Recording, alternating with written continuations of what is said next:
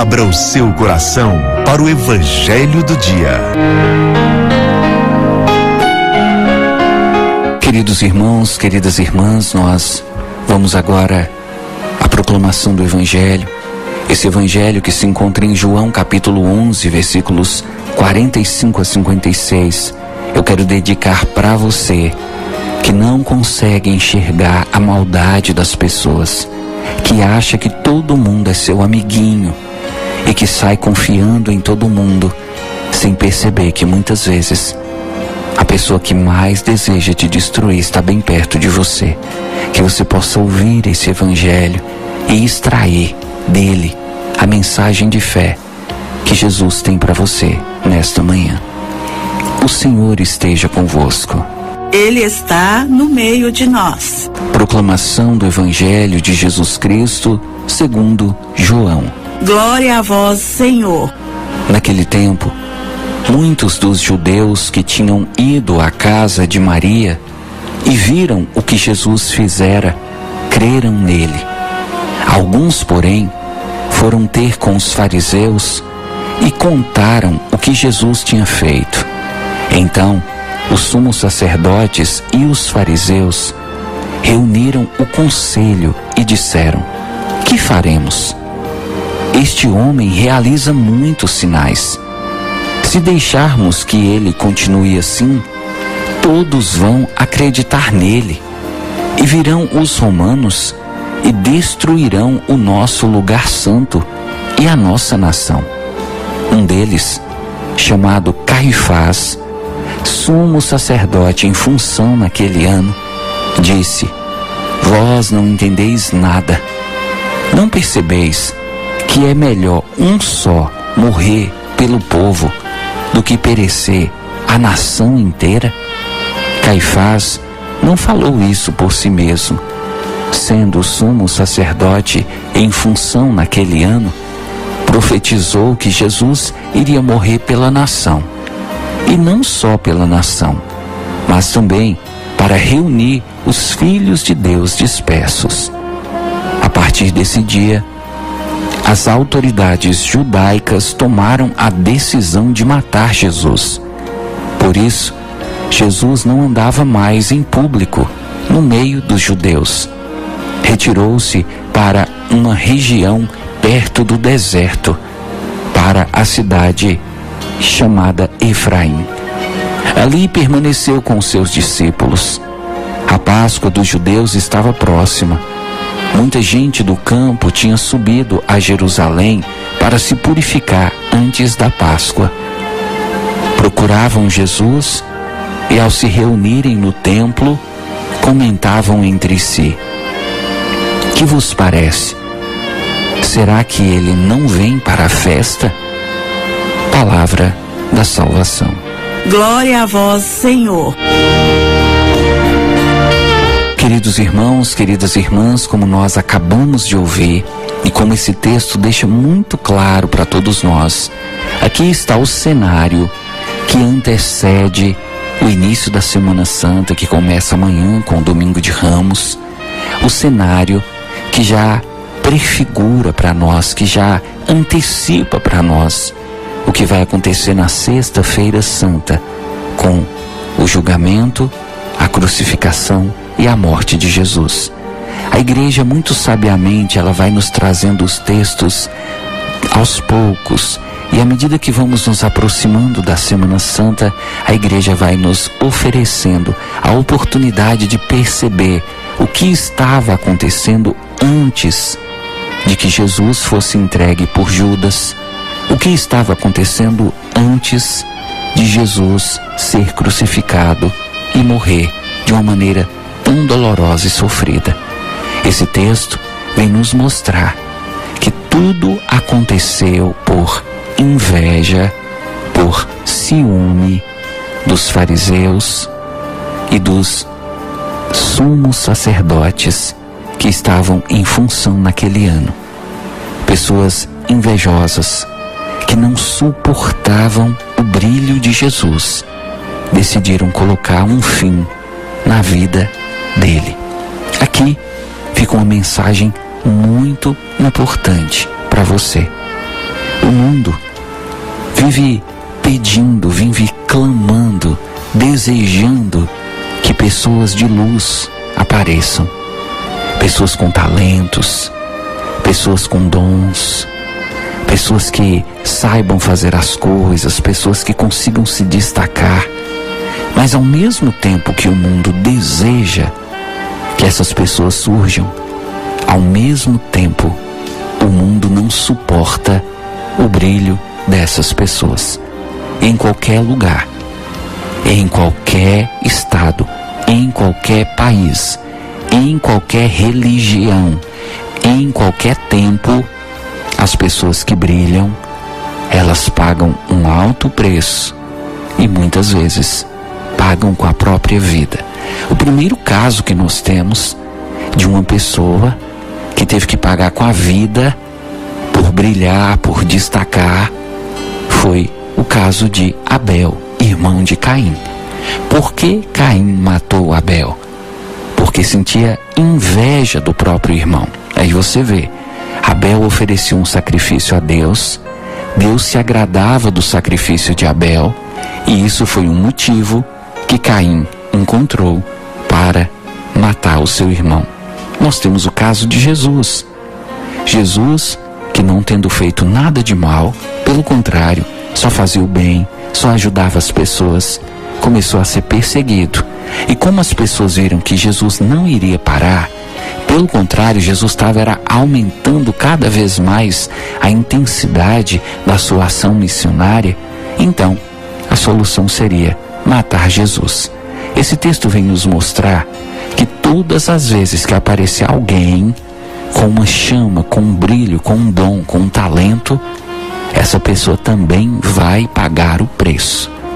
Dona Maria tem um ditado que serve para ilustrar muito bem as palavras do padre. E é por isso que às vezes eu trago o ditado de Dona Maria dentro das homilias, porque fica mais fácil de você entender quando você ouve o ditado, quando você para pensar e refletir sobre essas palavras. Olha o que Dona Maria diz. Abre aspas. O prego que se destaca na madeira é o que mais leva martelada. Imagine comigo, um marceneiro, uma marcenaria, e alguém leva um móvel para consertar. Esse móvel está um pouco frouxo e o marceneiro percebe que ali nesse móvel um prego está soltando, um prego está se destacando na madeira. O que ele faz? Ele pega o seu martelo e bate nesse prego até ele ficar rente com a madeira. Ele bate em todos os pregos? Não, porque os outros pregos estão no mesmo nível. Esse prego que está acima do nível, ele é o que apanha, ele é o que leva a martelada, ele é o que sofre e muitas vezes ele até é culpado, se torna o culpado pelo fato de um móvel não estar firme, não está funcionando verdadeiramente. Aqui fica para nós a lição. Às vezes, pelo fato de você estar brilhando, pelo fato de você estar se destacando, você vai chamar atenção, não tem outro jeito. Sempre quem destaca, sempre quem chama atenção, acaba se tornando alvo de críticas. E as pessoas começam a culpar você por coisas que você não tem nem culpa. E as pessoas começam a atribuir a você problemas, situações que você nem é responsável por elas, como aqui nesse caso.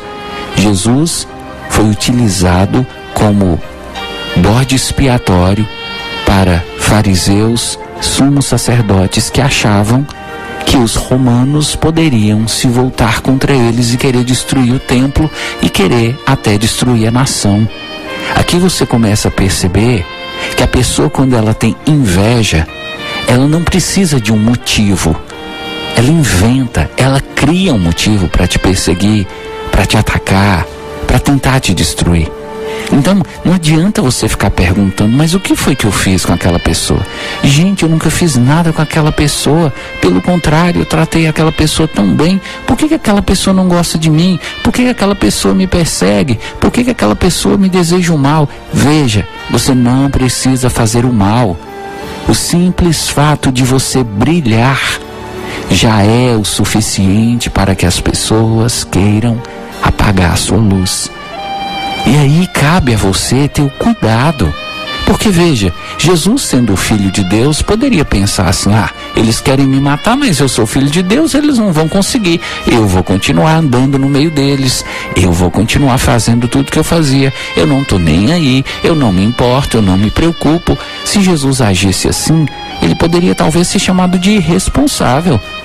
Porque como você sabe que tem um grupo querendo te matar e você continua ali no meio daquele grupo como se você não tivesse nem se importando.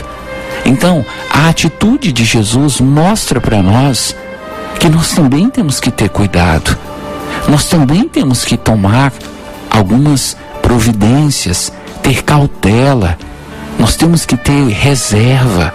Nós temos que ter sabedoria, sobretudo diante de pessoas que estão incomodadas com a sua luz, com o seu brilho, com o seu talento. Não dá para chegar conversando com essas pessoas de peito aberto.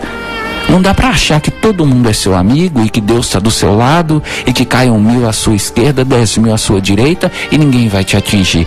O próprio Jesus disse para o diabo no deserto, lembra? Não tentarás o Senhor teu Deus. Então, se você sabe que aquela pessoa sente inveja de você, vamos imaginar a situação. Vai ter um jantar lá na casa da sua mãe e você sabe que o seu irmão, aquele invejoso, vai estar lá. Qual a necessidade que você tem de pegar o seu relógio que você comprou, de pegar seu brinco, sua pulseira, de pegar aquela roupa cara que você comprou e usar exatamente nesse dia, nessa hora que o seu irmão vai estar lá para que ele veja? Será que de alguma forma você não estará cutucando a onça com vara curta, como diz Dona Maria? Será que você não vai estar, de alguma forma, atiçando ainda mais a inveja do seu irmão? Então, querido, tenha cuidado. Eu digo isso assim, mais do que como padre, eu digo isso como alguém que gosta de você, que quer o seu bem. Tenha cuidado. Se você percebeu que aquela pessoa sente inveja, que aquela pessoa tem ciúme de você, tenha cuidado. Evite se expor, evite, como diz, dar a cara a tapa. Não fique criando situações, falando coisas, não fique se expondo a ponto de trazer preocupações para a sua vida. Se você sabe que na casa daquela pessoa que sente inveja, que não gosta de você, pode acontecer alguma coisa, você pode ficar chateado, ou essa pessoa pode ainda ficar com mais inveja de você, evita de ir lá. Muitas vezes, meu irmão, para que a gente possa viver em paz, em tranquilidade, a gente tem que afastar um pouco. Talvez você precise se afastar um pouco dessas pessoas que vivem ao seu redor, caçando um jeito de te atacar. Faça como Jesus. Jesus se afastou um pouco. Jesus deixou que as pessoas percebessem a sua ausência. E assim, Jesus, de alguma maneira, foi também colaborando para que os planos do inimigo não se cumprissem na vida dele. Jesus foi colaborando para que a sua vida fosse preservada até o último momento. Que todos nós vamos morrer, isso é um fato. Agora, você não precisa antecipar a sua morte. Você não precisa fazer coisas que vão colocar sua vida em risco. Isso é tentar a Deus. Que você então colabore com Deus. Que você procure se proteger do mal, das pessoas maldosas. E todas as vezes que você sentir que tem alguém com inveja, com ciúme de você, redobre o seu cuidado, para que Deus não tenha um trabalho em dobro ao te dar o livramento. Louvado seja nosso Senhor Jesus Cristo. Para sempre seja louvado.